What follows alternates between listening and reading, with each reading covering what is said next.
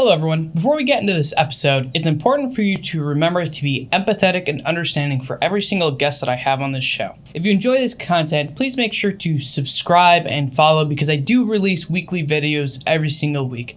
Otherwise, enjoy the show. Welcome, ladies and gentlemen, to Deep Dives into the Minds of Esports. My name is Blake Panashevitz, and I'm really happy to have my next guest on the show. He's worked with many teams in a coaching capacity, previously working for the LA Valiant, taking a 3rd, 4th finish in the inaugural season playoffs for Season 1. He then became the head coach of Paris Eternal.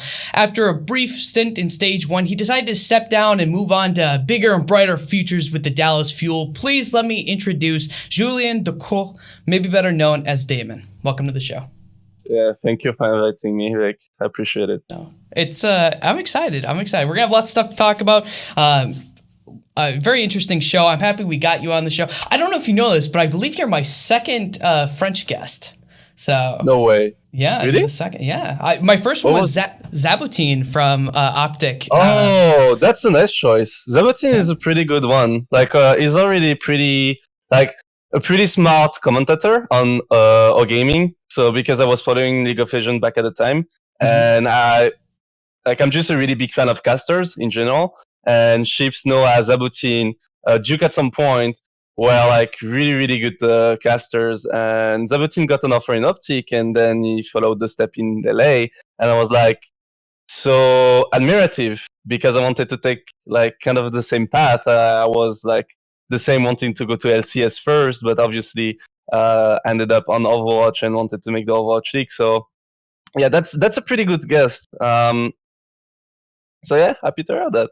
Yeah, cool. He was a lot of fun to have on the show and a lot of fun to talk to. And so that kind of makes me, I'm going to start off with a really simple question for you, Daemon, because I want to start off easy before we get into kind of what your life was growing up and stuff like that. But a very easy starting off question is you are probably one of the most stylish Overwatch people, as far as coaching staff I have seen, whether you want to admit it or not. Have you always been even right now, you're wearing a leather jacket with a pretty nice shirt there. You look pretty fly. Has your own personal style been something that you've had to work on over the years, or is it something that you've just always enjoyed and been very good at? That's gonna be maybe more of a sad story, but back at the time I didn't have that much money, so basically I had a couple of clothes back at the time that I was using over and over and over. At some point, that some clothes that I have, even now, some clothes is 5 or 6 years old, kind of. And since I'm such a skinny guy, I didn't have any problems because I could still wear it. And I kept obviously my favorite. But now that I got into Overwatch and obviously got more resources, I could basically end up being that shopping type of guy that would like to see a pair of clothes and say, okay, I wanna take this. I know I can match with this set and create something. And yeah, I just like clothes in general. I maybe really into the shopping thing. So yeah, I think that's fair. I like shopping. It feels really good when you get a nice outfit and stuff like that, and you can go out in it because you're damn, I like this outfit. It's not really about anyone else. It's really you just look at it yourself and you're just damn, I like this. I can deal with this. Just the fact that when you buy something, you have something in your head and a specific set of clothes, and you have one pair that the specific item that you really like, you're just really excited to wear it and see how it goes. So yeah, I'm just really passionate. I don't think I have fashion taste or anything. I just really like clothes. Yeah, we just say that. We just like clothes. Okay, so let's kind of take a step back then, because you mentioned even there that growing up you really had one set of clothes that you would just wore that was 5 or 6 years old. So where did you grow up in? You were born in France, right? Where were you born in France? South of France. It's a city name called Perpignan, which is really south of France, near Spain, actually, really near Spain. Okay, so did you grow up there your entire life? Yeah, definitely. Okay, yeah. So what's the area like there? Because obviously anyone who is American, when they think of France, they think of only tourist spots that are not really indicative of probably the whole of France, realistically. So, and I am American, so I'm very cultured. So you're gonna help me broaden my cultural aspect here. What was it like growing up there? It wasn't nothing special. Perpignan is like a really basic city. Speaking of tourist spots, Perpignan is like having everything. So it's a decent city, like decent downtown, and you have the beach, you have the mountains, and obviously you have Spain just near close. So when you just live there for touristic goals, I suppose, that's pretty cool.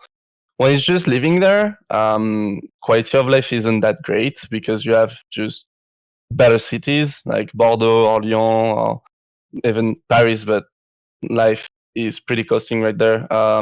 So nothing really special. It's just a pretty nice south of France city. That's pretty much it.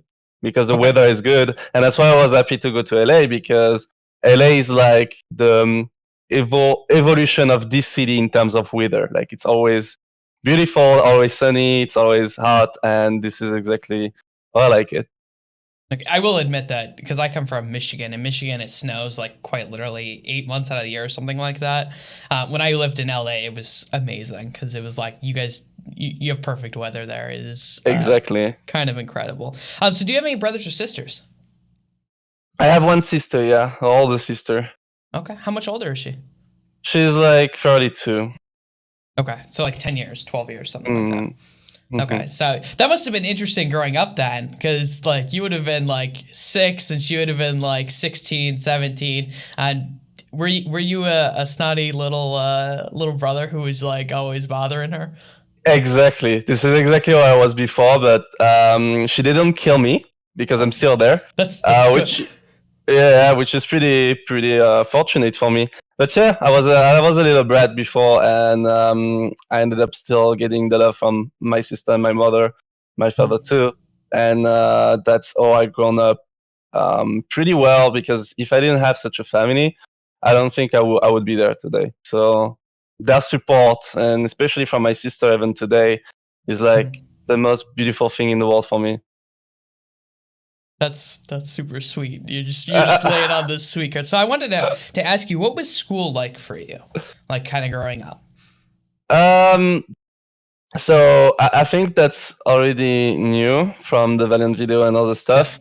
So I basically grew with autism Asperger, yeah, which is like obviously you have a general case, but like each person has like a different type of yeah, level depending on what they have. And on my case, I had like kind of a medium case. Like it was there, you could say, to like when I was really young, it was really there to a point where the psychological team would say to my mother, he can't live in a normal society, he won't be able to socialize, you need to put him in a specific center.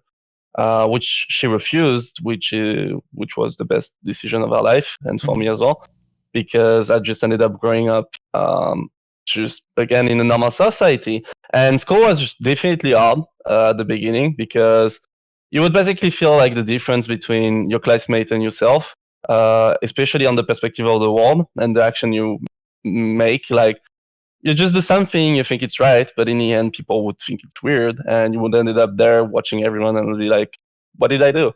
And hmm that was the biggest issue, kind of back at the time, trying to growing up.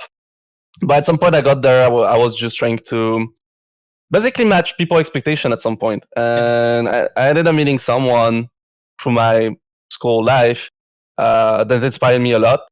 And when I hit um, high school, I just ended up trying to build not a social mask, but trying to develop kind of a profile that yeah. people would like, which ended up being good. But I was really into the social development to a point where school was just garbage in terms of like grades, etc. So that wasn't good, of course. But I ended up getting my way through there, take the little ticket that would open myself to like pretty much any school to still develop something. Okay. And since I had that ticket, I just ended up trying 1 year, like giving myself 1 year with the agreement of my parents to try esports. And in the end, I got pretty lucky. Yeah, so let's take a step back here. You mentioned that you had autism Asperger's. When were you diagnosed? Uh, really young. I think I was diagnosed when I was 2 years old. Okay, so that's like very, very young. Okay. Yeah, I've been followed like 16 years by the psychological team. Mm-hmm. Basically, I'd always like one time a week I was going to psychologue and just doing stuff. Yeah, so kind of getting the experience, because obviously one of the reasons for the show is to really kind of get people an understanding of what like specifically you went through. So that way, especially if people have went through similar things, they know that they're not alone, and like there's always something to look forward to, and there's things that you can work towards. Because your story is quite amazing, to be honest. Like the little stuff that I've gathered getting up to where you are now is pretty incredible. So when we look at that, what was it like every week having to go see a psychological team growing up? Because I can't imagine it was always easy doing that. Especially you mentioned you were doing it for like 16 years. I mean, normally because it was so classic, like the fact that you just see like once a week for like 16 years, like just the fact that it's once a week and you know like okay, Wednesday I need to go there. It was more like okay, I'm gonna see the doctor once a week to check up if everything's good. And I think the most impactful way that it had in my life was just the fact that I was born and I wasn't still conscious because I said I was 2 years old, but maybe it was actually way younger because I was actually kind of a baby when I was diagnosed and when the psychological team was like, okay, there's something to my parents. So when you're just born, you're not conscious yet, you're diagnosed, and you like grow up, you just ended up having this etiquette, which is right because on a like health level, you have this problem. That's a fact. But yeah, I think it was more like growing up with this etiquette and thinking, okay, you're different. That was maybe hard for me, and maybe even held back my evolution as a human being, just as a man. And I think that was the most impactful way. Not really the once a week thing. That was kind of classic for me. I even got bothered at some point because I was like, eh. And at the same time, I was like, yeah, maybe I need it. Maybe it's better. Maybe it's safe because my parents really made it like you think it's not a big deal, but it is. I think you realized you should still go there once a week to check up if everything is fine. And if you still have a problem, you can speak to them. Which I had like a hard time thinking that someone external from my family could help me through specific stuff. But in the end, it does. And for anyone that has like any issue, not really being autistic Asperger, but like just dealing with really hard stuff in life, you don't really know the answer, I truly advise to go to psychologue. I don't know how you call it in English. I'm so bad, but yeah. You could in the States, it's you go see a therapist most likely because we therapist. Yeah, exactly. Thank you. A psychologist in the States is a very specific degree that you need to have and license. Yeah. So like, but a therapist, there's like 3 different degrees, and so it's. And just to take another like example out of the my life, I was in Valiant and I had Ducros, which was a psychologist. No, he was not a psychologist. Okay, so a different. Yeah. The only reason it's important, the only reason I clarify, is in the States, if you call yourself a psychologist and you're not, you can get sued. And so that's why like I kind of make it a big deal. I'm French. No, it's okay. Oh, it's okay. It's okay. So Ducros. Ducros. This guy was amazing because he would be like he already worked in traditional sport and he was in Valiant like most of the time. And that was my very first time like going into a really high level competitive environment.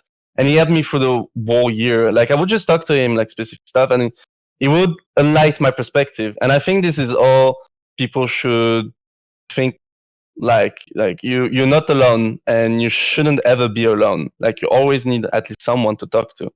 And if you don't have anyone like family, friends, etc., go to therapist because it's just really important. And that kind of helped me at some point. Like I think my parents was the major key point of my evolution in life, but obviously therapists, etc., were like there. Yeah, I think that that's a really good thing. So, what did your parents do for a living? Because they were obviously Uh, very supportive and they helped you through a lot of this stuff. What did they do? they're working in, I don't know how to translate it exactly in French, in English, but they're working in administrative stuff. Like my mother, like handle people when they come in and out, and my dad just basically handle historic archives from stuff like can be World War II, can be Oh, local historic stuff, and yeah, that's pretty much it. that's pretty cool. So did you you mentioned that school was kind of an awkward place for you, and especially growing up for a lot of it, like handling people, just the social aspect of it was kind of awkward. What was that kind of like growing up, where you would be in those moments? Because it seems like it happened for quite a while, where you were just socially not able to kind of work with people. Was it with everyone? Did you have at least some good friends? What was that like? Yeah, I think I was lucky to have at least one or two people that was really close to. Even today, I don't really work with like a big social group. I Mhm. just like to have specific people that I can talk to. Usually, when I really talk to you a lot, means that I really like you because it's like either a lot, either nothing most of the time. So that was kind of the same in school. I think I didn't change about that. Like I just had one or two people.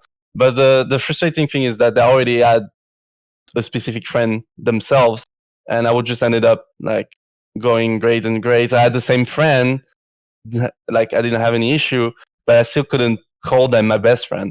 It Yeah. was only when I reached like 16 or something, I was like, okay, you need to move, you need to do something, and I got into some kind of local association where like it's the same interests and stuff, and this is where I have like now my best ally in life. So yeah, it Mhm. just that was an awkward place, and of course, but I still had people on my side, and I didn't really dislike being not alone, but not really trying my hardest to get friends Mhm. that in any case I wouldn't like.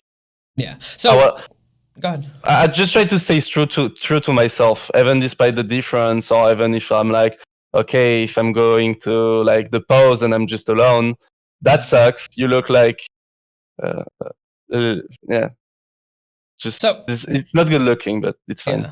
yeah. One of the things I was going to ask you is, like you go through school, you suffer from Asperger's, and you're not getting along with all people. Did you ever have to worry about bullying? Because I know a lot of times people who are different are like huge targets for like bullying. Was that something you ever had to deal with? So first thing first, I don't. It's not like I truly dislike people. Like usually, I have no issue with people whatsoever. I'm like really social, Yeah. and I mean, at least I was definitely shy. I Mhm. definitely had issues at some point, but the more I was growing up, and it was in a time where I was actually a child, like Yeah. Yeah. Yeah. in elementary school or something. When it got higher, I didn't have any issues, and I didn't have to deal with bullying because I think I was like just so like neutral and still like when you talk to me, I don't like close myself out, and I try to work on myself so I can answer to someone pretty easily and show him that there's a warm welcoming. I'm like not, no, I'm not a bad boy basically, even Mhm. if I was at some point, but like there was no issue. There was no issue whatsoever, and I think this is what people liked, but Yeah. at some point didn't love. So I was just really neutral. I didn't want to get again too deep with them because most of the time, like 80% of the people I'm not interested in, and Mhm. like 20% that I would just like and eventually try to build something. Mhm. Okay, so kind of looking at that, you mentioned that you started to work on yourself a lot, the social aspect, right? And I think this is something that actually probably one of the biggest things that I've noticed with people who play video games, and not just your case specifically, but like that social interaction, like actually interacting with people, can be a place where a lot of people struggle in.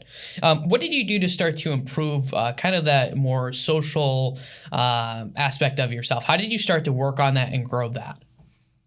So let's say we're going into a gladiators matchup. What you Mhm. gonna do? What's the first thing you're gonna do? Uh, you mean if am I in Gladiators or am I working with you? let's say we're walking together. Okay, we're gonna face gladiators in the next few days. So, what is the first thing you do when you face a specific opponent? I mean, you could look at their weaknesses, right? You could take that. You could look at exactly weaknesses. So it's not that strategical, of course. Yeah. But when I was trying to grow up, my first thing to try is like I understood kind of my weakness, so it was all good. Mhm. Like I could manage it. But now the idea is to try to socialize and be able to meet people and don't make them freak out thinking that you're a weirdo. So my idea was to just try to really comprehend people, be really observant, trying to be as perceptive as possible. And since my whole life was more of trying to observe than participate, because if I participate, I would just end up doing something bad.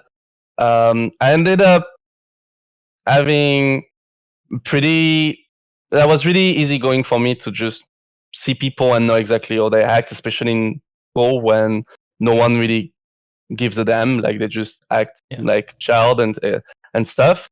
So this is pretty much all I try to make my way through. I try to really understand what people would want to hear and stuff, and I would just manage it through um, my way through to just talking to them. And I think the biggest step as well in socializing, I was mentioning it before, is trying to build kind of a social mask when I got into high school. Like I got this person before high school where I was really impressed. Like she was a really good person to me and she gave me a lot of interest when I felt like I was nothing. And she was really sociable, everything. And that just got me thinking like I'm still worth to people eventually. If I just try a little bit harder, maybe I can get there and feel normal in this society. So I just try to be like really funny, trying to push for my strength, which was trying to be funny, trying to be really open to people, being a good listener as well, and obviously give good answers. Apparently, I was good at that. So again, it's on the observing thing, and I think most people in esport, or at least the gamers in general, there's people that analyze a lot, that got a lot into their head, and they're really creative as well. Because depending on what they do a lot of gaming, they discover a lot of stuff. Most of the people also in gaming read mangas. Everything can give ideas. Obviously, people would think manga is for child, gaming is for child, etc. It's not really the case. You obviously get a lot of resources out of it, and if you just try hard, I think you can get there and socialize and be able to like really talk to people normally and have something going on. So another question for you. Do you think that being able to socialize people is necessary? Because there is some argument that we're moving farther and farther away from needing to actually talk to people now that we have like internet and stuff like that. To be fair, my job field is obviously talking to people for a living. So I think so. But what do you think? Do you think that is something that is still going to be a necessary skill to learn?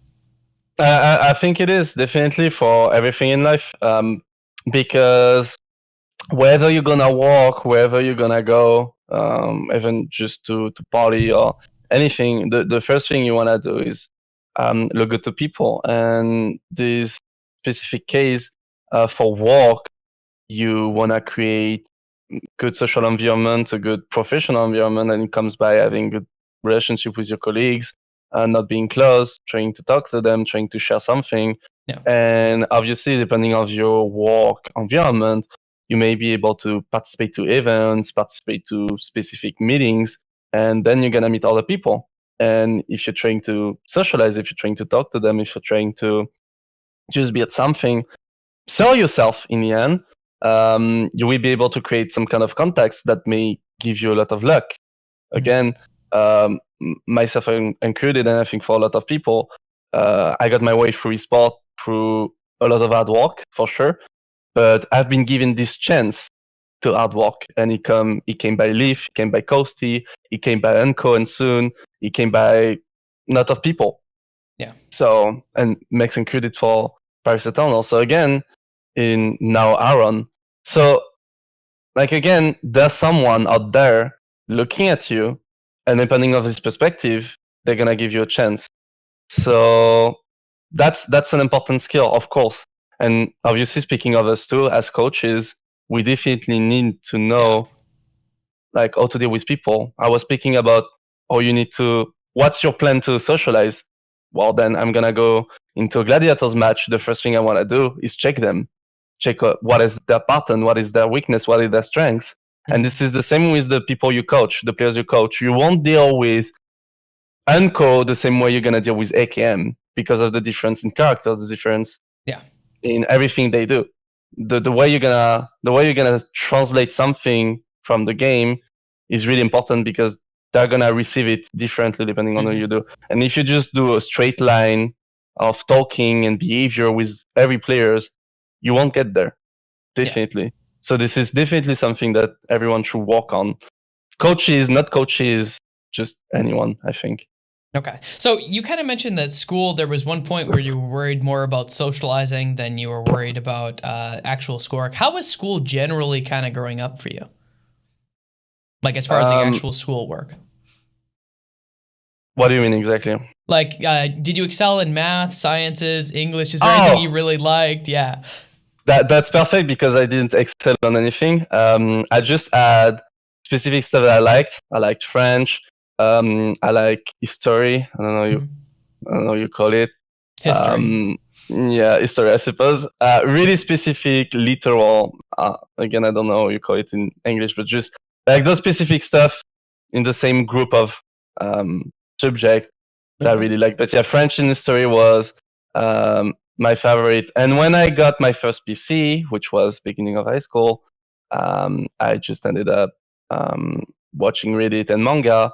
I was really bad at English, and then because of Reddit and mangas, I just ended up being really good. And then I liked English because at some point my teacher would just let me handle the course of the thing, which I know is impressive because my English is really bad, but at least in my school, English is pretty good. I'll just let you know, it's pretty good. In my school, no one really like gave a damn about English, so I ended up being the best English student in the school really fast. So yeah, those three subjects was like the most. That's pretty cool. You're very proud of that. It's good to be proud of that. Like even look back, you're like, yeah, I was the best English student. Your English is very good. Okay, I will say, people who speak multiple languages, they always kind of like lower down their English, but I'm pretty sure you can speak better English than a lot of people I know. Maybe even me. Like realistically, no, this is the only language I speak, man, and it's definitely not the best here. I appreciate it. That's really kind. So your English is good. Don't worry about it.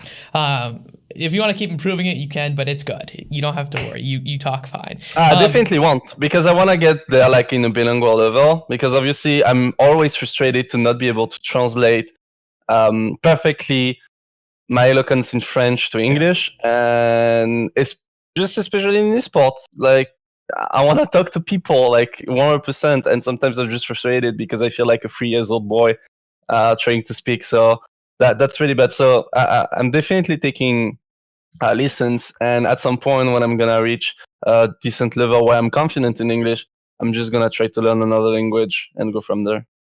Oh, you're gonna go the multi languages. You're yes. Like two isn't good enough. So one of the things I wanted to ask you about is I had heard somewhere that you actually suffer from insomnia too. That is something that kind of bothers you, or at least you mentioned in one of your either interviews or something like that. How long have you had to deal with insomnia? I mean, it's not I wouldn't say that I had insomnia, but I definitely had issue sleeping. It's just the specific unconscious problems that can get into your head, or the fact that you just work so much that in the end you're just cutting your sleep. But yeah, sleep was definitely an issue at some point. And I'm pretty glad that I tried to pick it up. Again, I think I picked up a lot of stuff like health and like quality of life stuff pretty late. But sleep was definitely one of the most important ones, and now I kind of manage it. But it's still like an issue sometimes. Sometimes you just don't have time to sleep, and that's the issue. Or when you have time to sleep, you ended up having like conscious or unconscious like issue that would stop you from sleeping. Most of people are like, "Why I'm not sleeping?" And I'm like, "I know, just come here, I will help you." And that's pretty much it. But I didn't really suffer from specific insomnia or whatever you call it. Okay. Well, I mean, you called it insomnia. That's why I wrote it down. That's why Okay, I brought yeah. it up. So we're but that's I'm it's good to understand. I'm calling people psychologists. So yeah, that's true. It's okay. We're correcting lots of things today. It's good. It's good. Yeah. That's why this is fun. So you mentioned that sometimes you have issues sleeping. Is it mostly due to like stress and like you mentioned time too? But is like stress something that you deal with a lot of the time that is kind of a problem for you? Yeah, it's mostly stress. I said like sometimes you just have conscious or unconscious, subconscious maybe problems that just prevent you from sleeping. Usually it can come to personal life, but it can come from work, it can come from insecurity, it can come from a lot of stuff.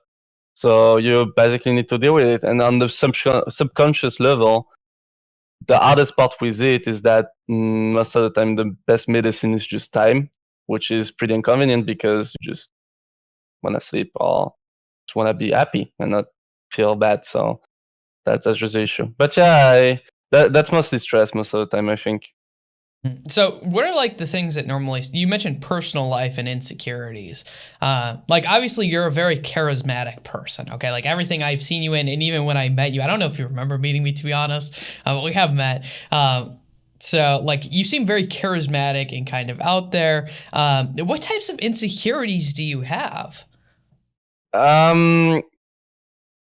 That's obviously that's kind of private because most of the it's not really insecurity, but I definitely had some issue on personal life through the past 2 years. Well, the 3 years actually. Like right when I began my career and the snowball of it back in Gamers Origin, I had like a big bad news dropping off right off. So I was like, nice. I can finally get my dream, but I get the worst news possible. That's great. That's a good. I'm gonna keep going. So obviously, when you go through that, it's kind of hard. And I think the hardest part that came off was late 2018 when World Cup came up, and that was like the best possible year for me because I was like head coach of Team France, head coach of Paris Eternal.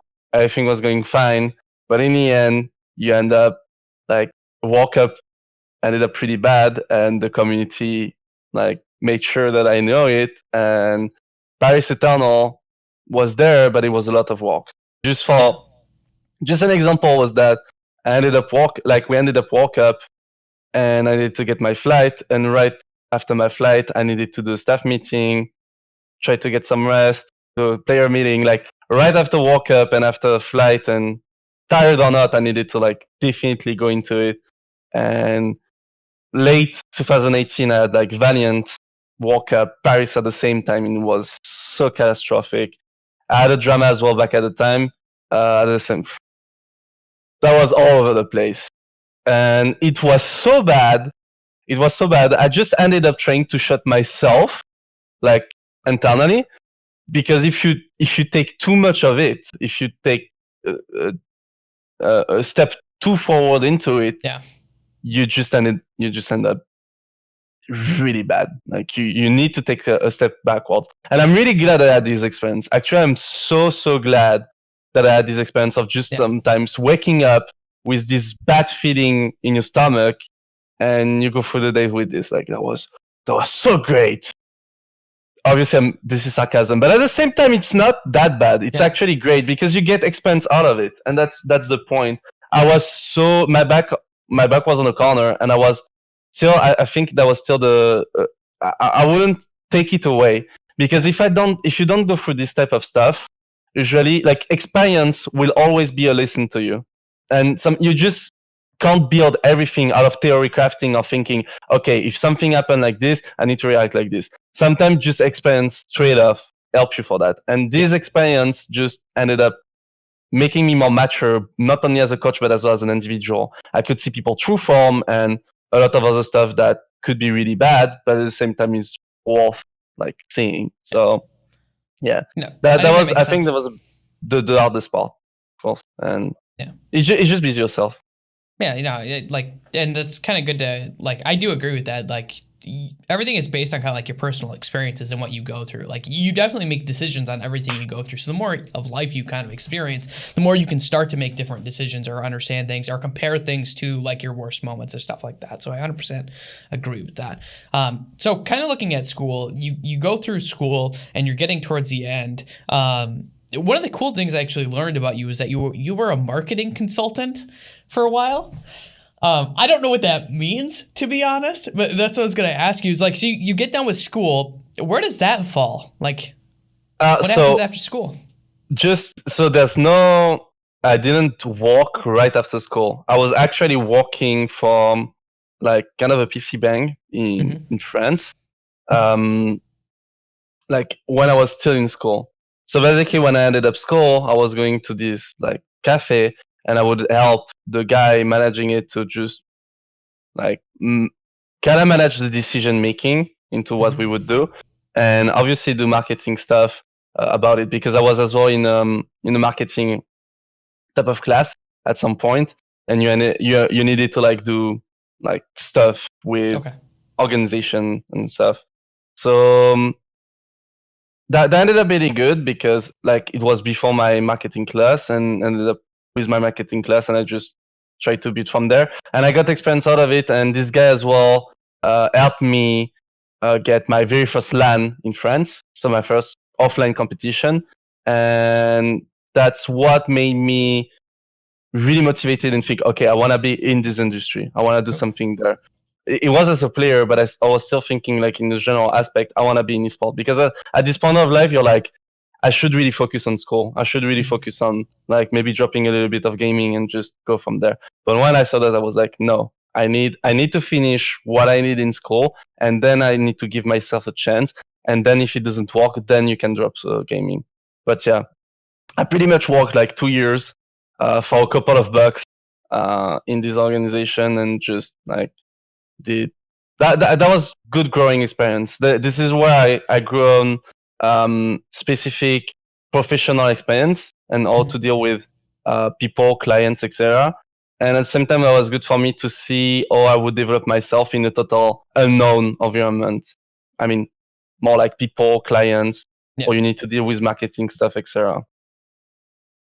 Okay, so you're leaving school. Was there ever a thought to go on to higher education? Was there ever a thought of oh, maybe I should do this? And if so, what were you looking at doing at the time? To be honest, I had no idea, so I wouldn't even answer today, because even today I wouldn't know. But I definitely wanted to go higher. But at the same time, where I wanted to go and try was definitely sport. So when I got this, I don't know you call it in English, but this specific ticket that would allow you to go to higher grades and university, etc. I was we already talked about it with my parents before. I was I want to take a year, and then if it doesn't work, I go into university, etc. Yeah, and I stop gaming. How did they think about that conversation? What did they think about that entire thing? I mean, in general, they just didn't like gaming. Me being in gaming, they didn't consider esport. They didn't consider anything out of that. They were just really scared, because obviously it's not only for me. My parents would have made sure that I still go higher and get good grades. But yeah, I was definitely too passionate to give up on the idea of just trying, be 100%. Because obviously when you're in school, you just feel I can't really focus on gaming. And when you focus on gaming, you're I can't really focus on school. So this is a pretty tough situation. And with this 1 year of stuff, they were basically, okay, you got your ticket. Even if you stop 1 year of school, you still can get somewhere. Yeah. So it's fine. Go ahead, try, and then we'll see. That's pretty much it. Now, you kind of, looking at your history of, you getting into esports, you excelled fairly quickly. You made it to an OWL. It's very impressive. So, congrats for that. But, kind of looking at, you went through Gamers Origin, Movie Star Riders, where you trialed with them, did analyst work, then you were doing a trial with Rogue, and then you get into LA Valiant, all within, a year. All those dates are within a year. And so your trajectory was pretty impressive. So I don't want to ask maybe about specific teams so much, but I do want to ask about working with players and how that has shifted over the years, because obviously it has changed being pre-franchise league from what I have heard to what the franchise league is, in the way that like coaches handle things. First of all, because a lot of times coaches were actually put in by players, and it was more player oriented beforehand from almost all the teams that I've talked, or players that I've talked to. And now it is definitely switching in Overwatch League, if it not already completely switched. There might be a couple teams that this isn't true on, but most of the time it's top down. It's the coaching staff that is dictating. So what was that like, kind of coaching in the beginning and then changing over time? When I saw, I was not right at the beginning because I didn't have access to closed beta. But when I got into Overwatch, I definitely saw that the game was kind of the same state in League of Legends back at the time, like right at the beginning, where coaching was undervalued.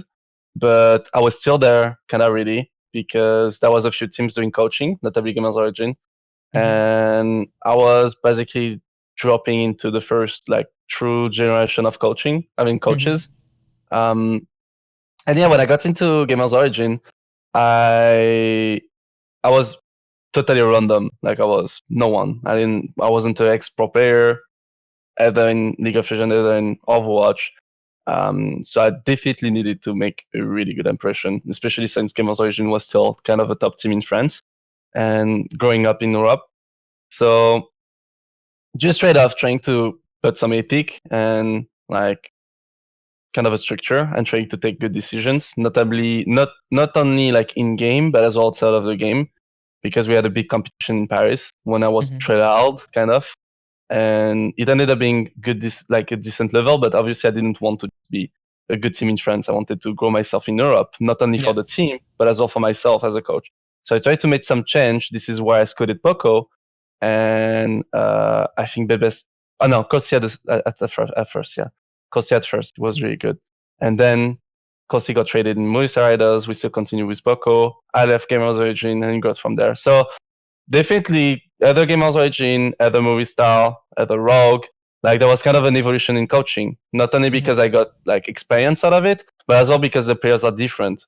Like obviously top French people will be obviously different than the Movistar Riders that were like top in Europe and that were like really talented. And that was my first ever experience speaking English, dealing with European people. So, and Rogue, again, like I was fan of them back at the time as a French guy, and I ended up coaching them. Even more since they were so close, because Rogue was like one of the few teams, actually maybe the only team that really didn't consider taking a coach or an analyst. They got Internet Ilk back at the time, but it didn't really ended up the way the team wanted. And I could see Enco on specific French Discord saying that he wouldn't ever think that any people in the world, not only French people, but the world, would be the analyst or something. So I ended up pretty lucky by being trailed by them, and this is where I got. And definitely before the Overwatch League, the structure was not there. I tried to implement something because I learned a lot from coaching in League of Legends. I was a big fan of Last Shadow, Coma. I was again watching Zabotin back at the time in No Gaming. Like I knew, or I loved coaching in general, so I could really implement it in the way I worked. But I was still like really immature back at the time.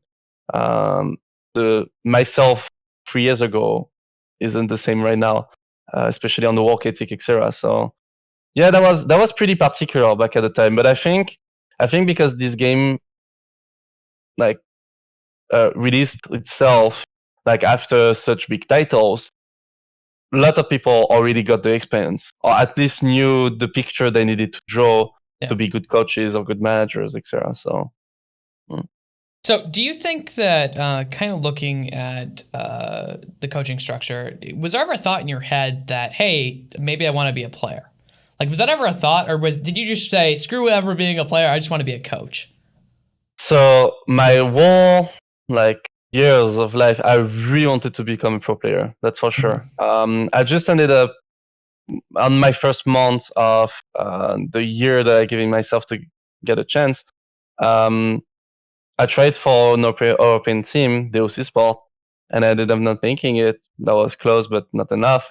Mhm. And the staff in it was like took me aside, and we had like this 2 hours discussion where they would just explain why they would think that the transition to a manager or coach position Yeah. would be the best decision possible. And they like threw me a lot of actual facts that it almost got me tearing, because I was like, that's so right. I don't know those people enough, but they definitely understand me, and they definitely understand some weakness and strengths that I have.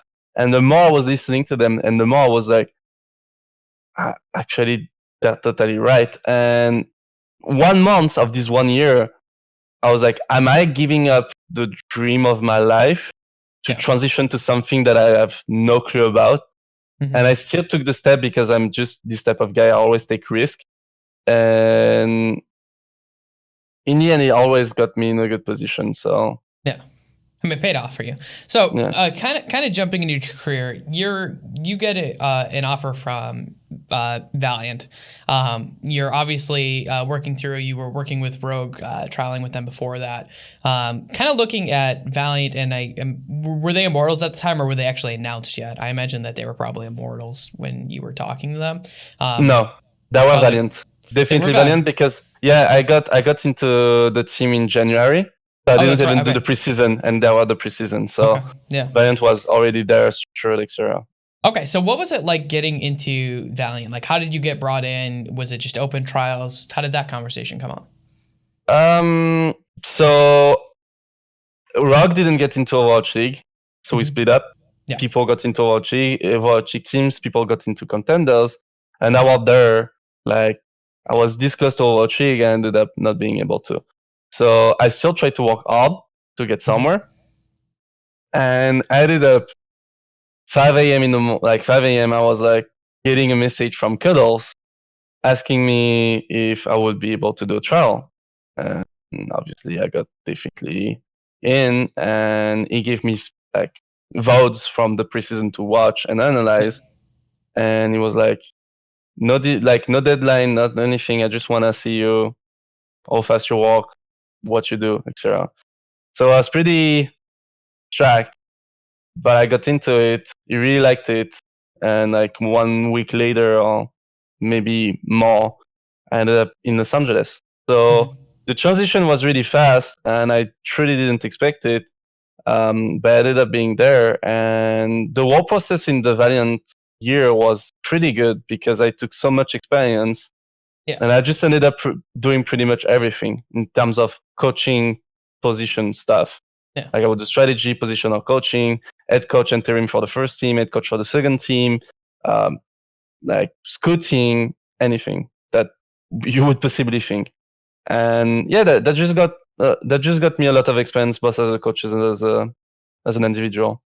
Yeah, so I kind of want to go through Valiant a little bit because I have some questions. Because obviously I was working with Gladiators at the time, and so we only ever scrimmed each other, and like we'd see things going on the outside, we're like, we don't have time to worry about any other team and what is going on. But now that I have free time, I can ask you questions about things. So one of the unique things I saw about Valiant, this is something I've actually talked to like a couple people about, is Valiant is very notorious for getting rid of head coaches after their first stage, right? Like Moon was gone after the first stage, or they leave, whatever terminology you want to use. I don't really care. So I kind of want you to run me through a little bit of Valiant and what is the decision processing that made you guys think that, hey, we actually need a new head coach? So back in season 1, at least, because I don't know about the season 2, Kudos was managing a lot of stuff, but I think the direction that he was taking wasn't like what the players wanted, as well as the staff. I don't think he did bad in a sense. I just think he wasn't going forward what we wanted, because obviously from people perspective, we ended up doing a pretty good stage 1. Yeah. Why would you take such a decision? And I I was think very confused. Yeah, there's definitely stuff inside that happened, and it doesn't really match people expectation. I mean, the players' expectation, self expectation, and just himself as well. And I think the whole team was thinking that having a different management would have been better for the team. moving forward. And I think it definitely was a great decision, um, because we ended up like being truly going in a direction and people could follow, and that was definitely good. Stage 2 was definitely on because of course the change of head coach and it to be head coach interim was like I was going to ask you what was your first experience kind of getting to head coach, and you were kind of it sounds like you were pretty much just throwing it like, hey, you need to do this for this until we get this person. Okay. Yeah. What was that experience like being an interim head coach? Because that's where you really started off getting your head coach experience, right? I think I just tried to take as it is, which is as you say, you need to get this position for now. So I tried to be more of a band aid because I couldn't be more than that, and I just tried to like get people together, still go forward, and don't have any issue. And at the same time, it wasn't that long because we got like Moon pretty fast. It was just like back in Korea, so he was still able to communicate to translate stuff from our translator.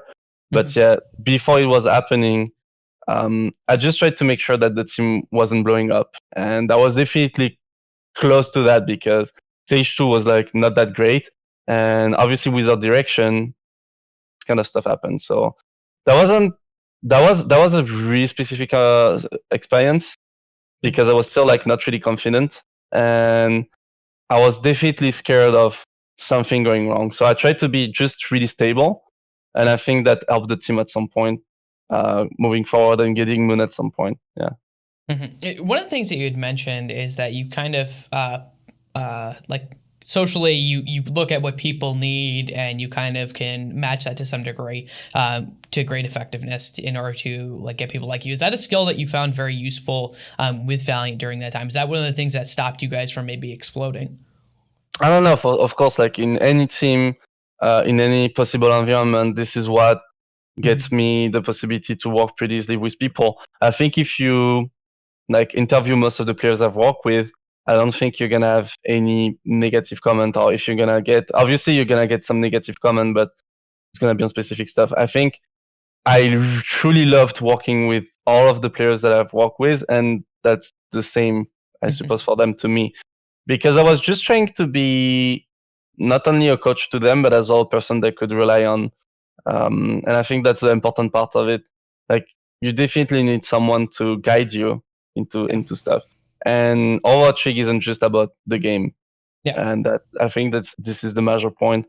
So obviously going into Valiant, being head coach interim, I don't think I was like truly embracing the head coach role because I knew someone would get it, and I didn't want to get used of it too much.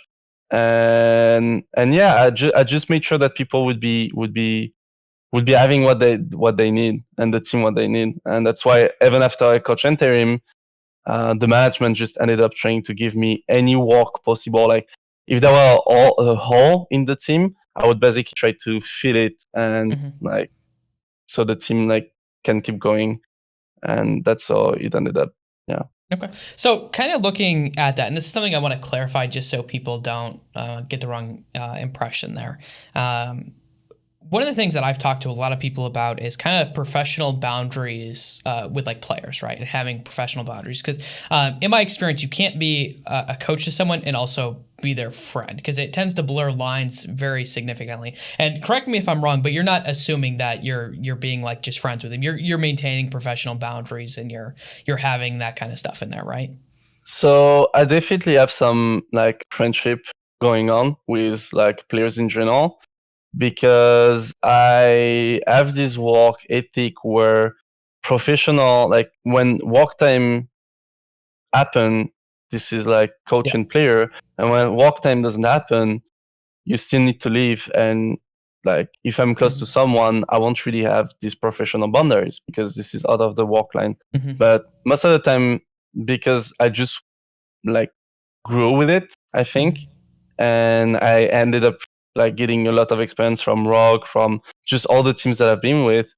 I definitely doesn't have any issue um, trying to manage the professional boundaries and then the friendship style. because I definitely have some players that I'm really close to, and a lot of people know it.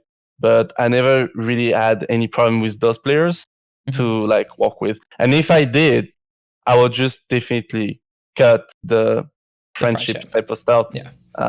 Because as you say, it cannot work on certain level. So you need to be really careful. And I've been careful, but I definitely don't want to stop like some kind of relationship development where it can happen, because I think it can actually give you a lot of advantage. And this is something, for instance, with Enco, where we have so much synergy, not as a coach and as a player, but as well as just friends, that in the end it opens up a lot of doors to us that wouldn't have happened if you would just be professional. And I think this is like the most beautiful thing, at least that I've seen so far, is how you can get close to people, try to be there for them, and in the end, like it opens up a lot, not only in professional but as well in life. So kind of looking at Valiant, and it's getting towards the end of Valiant, did you have an option to stay with Valiant, and did you consider that? Yeah, of course. They were definitely, which was really surprising to me at the end of the year. Like, they were really happy with me, like both players and staff alike. Yeah. And I was going for like everything in Valiant and growing myself up, or doing what I did for the past 2 years, which was taking risk. And the Paris Eternal head coach position was definitely a risk, but I could get a good reward. And obviously, in my head, I was like, in 2 years, you ended up being nothing to possibly a head coach of like an Overwatch team, which would be kind of the same thing in LCS. So the thought of that was like, you got there. Why not continue? Yeah. But at the same time, I had this strong feeling, and I have those multiple times on specific moments in my life where I'm like, you should maybe take a step back. Maybe this is the step forward, like too much. Like, this is not the step forward you should take. This is like borderline. And I knew I felt it, but I just couldn't stop it. And even today, if I consider my tentative in Paris being kind of a failure at some point, I'm still really happy to get this experience, because if I wouldn't have made this, first, I wouldn't be in Dallas for, which is like a really fortunate and happy event for me, because I truly like the team and I have a lot of synergy with both the staff and players. I ended up having good events as well because I joined Dallas, notably the homestand. I think that's gonna be one of the best memory in my life, and because just the game itself, but as well meeting specific people, you just end up growing up. Again, I think you truly grow up when you meet specific people and they're like in your life and they just there for you and trying to give you good and negative feedback. But anyway, back then, I think I would still make the decision to go head coach, and I'm truly happy with what happened, because again, bad experience is a lesson, and most of the time those bad experiences are the best to make yourself grow up. So obviously we kind of know the story about like Paris. You were in Paris, you put together the team. You talked a lot about it in Tactical Crouch when you went on there. And so if people want to go watch that, it's a good podcast. You should watch it anyways because it's good. So shout out to them if they watch my stuff. I don't know if they actually do, but shout out to them. Kind of one of the things I wanted to ask you when they were going through things, kind of the question that I had is, what was like very specifically, what made you say, I can't do this anymore? At what point did you say, I'm not cutting it as a head coach?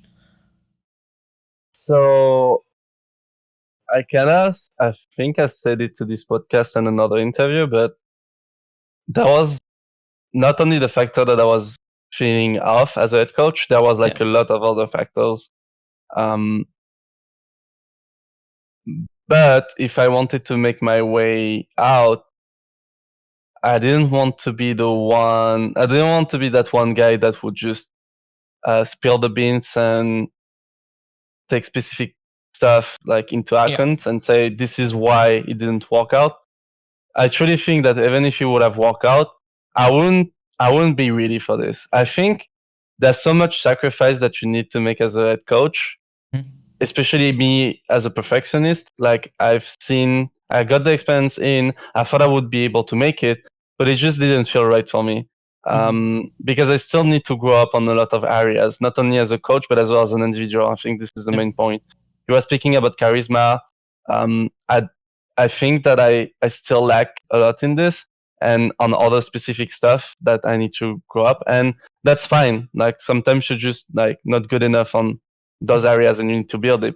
But you need to understand that and be able to take the step back and say, okay, maybe I need to grow. Maybe I need to change stuff. And obviously that was really difficult because I knew that first, like going into Paris, if it didn't work out, going from head coach to assistant coach isn't the most appealing path of your career. So when I took the Paris offer, sorry, I definitely knew what was coming, and I was ready for this. But in the end, stuff happened, and I just like, no. So was it more personal stuff? Was it dynamics? Because you obviously built the team out, right? So you could build the team whichever way you want in order to work any model that you want. So was it something more personal that kind of happened that put you in that situation? It's hard to explain. Again, I can't really get through some of the stuff, but it's just like a continuous, like it was a stacking of a lot of stuff that I just didn't like myself, not only as a coach but as an individual. And at the same time, I wasn't able to provide the work that I wanted. And at the same time, it was because I wasn't able to.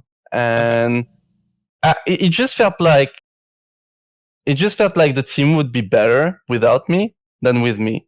And that's why at the same time when I built, because I built the whole team from ground zero, from players to coaches, and that's why I didn't have any issue bringing three possible head coach in the team, because I was like, if things goes bad, I not only I know that I can rely on them, but as well that if I'm definitely not cut for this project won't go bad because those people will be able to get the hand of it. Because obviously I'm a head coach, I need to think about myself, but Mex gave me a chance to get into this team, and getting into this team as a head coach, I managed like 14 people's life and career into it. And at this point, it doesn't just come from myself and myself only, it comes from those people. And that's why I wanted to build the team in a way that even if a piece was missing, it would still continue and not go to like water. So yeah, when I left, I didn't felt that heavy because I knew that those people could handle it. I knew that Fifi would be a great head coach for the team, and yeah, it just got from there. Makes sense. So kind of one of the things I wanted to ask you is you mentioned like at the start of your esports career, there was something big that had happened that was some of the worst news that you had ever heard in your life. Can you go into that at all? It's not, I said worst news. Like it was possible the worst scenario happening for me because it's still really important. It's just concerning my parents, and like life wouldn't really be the same, and that's pretty much it. I don't really want to go over those stuff because it's just not really good memories, and I want to keep it happy. But yeah, like it's just it was just sad for me because I feel like I'm pretty unlucky in general. It's just something really good happen, and then that, like, take it, Julien, take it. The only reason I bring it up is because I know that I've had a lot of people on the show, and one of the things that people have always said that they kind of relate to is when people go through hard moments and they get through them, or that they're working through them. It just shows a lot of time, but I'm not going to press you on it. But mostly, it gives a relatableness that people like have. Like I recently, like Logix, when I had Logix on here, I actually talked about when he went through a residential delinquency program functionally, like growing up, like because of the stuff that happened with his dad and his dad being hospitalized and how it affected him. So, but I'm not going to press you because everyone's got to come to that on their own. But I think that where you're kind of to now brings me up to my next question. You've been through 3 different teams. You've seen different cultures. If you had to describe the culture of each team going to where you are now, how would you describe them? Like looking at Valiant, looking at Paris, and looking at Dallas now. Just the culture. This is hard to tell. Like, what would you define as an answer for culture? Value systems. Let's use value systems. Like what types of things do these teams value? Like very broadly. I think Valiant was definitely the team itself would walk around being really structured, Mm-hmm. and at the same time use talent. I think Valiant was the most balanced team out of the three because they could really manage like coaching approach and player approach alike. Even if obviously this balance would sometimes just get thrown off, but I think everyone had this impact on the team, like just having Fate and Kusta in game, calling a lot, Sun and agilities, and Karif being like, and Space of course, Yep. being insane talent and approaching the game in like true mechanical macro Mm-hmm. way. Gumba really really good at like being an analyst and strategy, etc. Same goes for the coaching staff. Moon being the true head coach, which was like trying to handle the overview and being like really administrative. We Goomba really managed the game, and yeah, like this is kind of what I feel like was excellence Mm-hmm. because like everything was in balance and everything was there. Yeah. Paris was definitely like the youth type of like environment, even if like the age isn't really Yeah. young for most of them. The average at this is pretty low, but not that I like it's just like there's a lot of young Yeah. people, both like not only in age but as well the fact that there wasn't really in Overwatch and they needed to discover. So everything was needed to build from ground zero, and Seita was there to definitely give that appointment, and that's why he's really good at that. And yeah, just in a cultural aspect, I would say yeah, just being really young and try to develop themselves. And we were trying to get there all together because this team was like really ground zero. And Dallas is definitely the one that would be more of the hype thing, which is like everyone seems so good. Like the Mm-hmm. staff are really not like the smart people, but as well they're like they have definitely a lot of charisma. Everyone is like their own thing. Vol'jin is the kind, shy Korean, but you know that he's like a little demon because he's like really smart. Tikati is the same one, is like a huge baller and like Mm-hmm. really smart and this kind of stuff. Jane, same thing. Aaron, same thing. And the players themselves, everyone has like this personality into them, and both coaching and players alike like work pretty well to give like the best result out of it. So I don't know how you could define that because for me, like this is just straight hype. For me, when I'm looking at this roster, I'm like, everyone is so talented, everyone is like so good looking that it just can walk in the end. Mm-hmm. So yeah.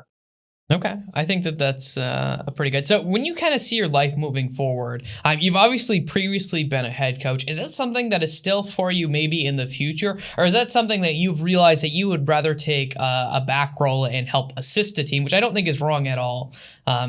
So where do you kind of look at that? Is that where do you want to be? What I know is that when I left Paris, I knew one thing because I got it from working with Moon and Yeah. from management perspective, and that's why they like Valiant gave me an offer, like a pretty good one. Is that I think I can be the best right hand of a head coach. I think that I can't be a head coach right now, that's for sure, but I definitely have some assets that looks like it, but I don't want to take too much of the responsibilities. I don't want to have too much pressure, Mm-hmm. especially since as a head coach, you need to not only focus on the game, you need to focus on other stuff. Yeah. And this is not for me right now. I don't want to multitask everything. And I specifically want to focus on the game because this is what I like, it's what I'm passionate about. And not only that, I give the best result out of it. But at the same time, again, I have administrative social stuff that could come into end, and this is exactly, I think, what need a head coach. So that's why when I came into the team for Dallas, I was Mm-hmm. announced as a coach, tank coach, and that's it. Yeah. And 2 days after, Aaron was like, "Okay, Daemon, you go strategy." And I ended up being like in this whole big environment in Dallas, trying to get the rhythm and try to build something for the team Yeah. straight up. And again, that was a big challenge, but I always liked that challenge, and I was always be ready to take it, and especially in Dallas because I need to regain confidence, because I definitely lost it at some point. I needed to regain confidence, and I needed to rebuild myself. And when I got into Dallas, I felt like the true form of the way I can coach, especially strategy wise, and or to deliver information to players. Like I felt like I had most of the pieces together, and yeah, like in the end, I think Aaron truly likes having me there, and this is the same for me, because I'm like straight up really motivated to just be there for him and assist him, especially from my experience, not only as a coach, but as well when I work with Moon and bring what's up. So I think whatever gonna comes next, and for the next couple of years, I'm definitely gonna aim to be the best right hand in a team for head coach. And maybe at some point I will be interested to get a head coach position, but it will only depends when I will truly feel confident as not only as a coach but as well as an individual. Okay. I think that makes a lot of sense. So we've got to cover a lot here, and I really appreciate you taking the time out of your day. So I have one last question for you. Arguably the hardest or easiest, depending on who you are. You've got the experience being on the show. It's a little bit different than most shows. If you could see anyone to be on the show, you can pick anyone. The only caveat is they have to speak English and they have to be involved in esports in some aspect. Who would you pick? There's so much names going up. Does it need to be Overwatch League? No, it does not. No? So definitely first that comes to mind is Last Shadow, because I just like... I actually know Nick. So. You know Nick? Oh, Yeah. Okay, so Yeah. Nick is definitely like someone that I really look up to. Overwatch League wise, I think Zachary could be a really good guy to get into the show, because I truly think that Zachary is getting through a really challenging situation where the guy was basically managing school and Overwatch League at the same time. Is definitely a genius, and he's definitely one of the most surprising players that I've met so far. So I think getting in his insight and just getting him there would be great, because I would definitely watch it. So, Okay. yeah. That's what I need to do, is get either LS or Zachary. So I think those are both are good guests. I want to thank you so much for being on the show. It's been a lot of fun having you on here. It's been a pleasure. If you want shout outs, you're more than welcome to have them. I don't normally give them, but if you want them, you're more than welcome to take them. Aaron, you're the best head coach, because I know that you didn't like it last time, and obviously to all the asphalt people, because they're good to me, and as all the people, they know themselves, they know who I'm talking to. So yeah. Okay, I think that's a pretty good one. Thank you, everyone. This has been Deep Dives in the Minds of Esports. My name is Blake Panashevitz, and I hope you've all enjoyed this episode. And until next time, I hope you all have a wonderful day.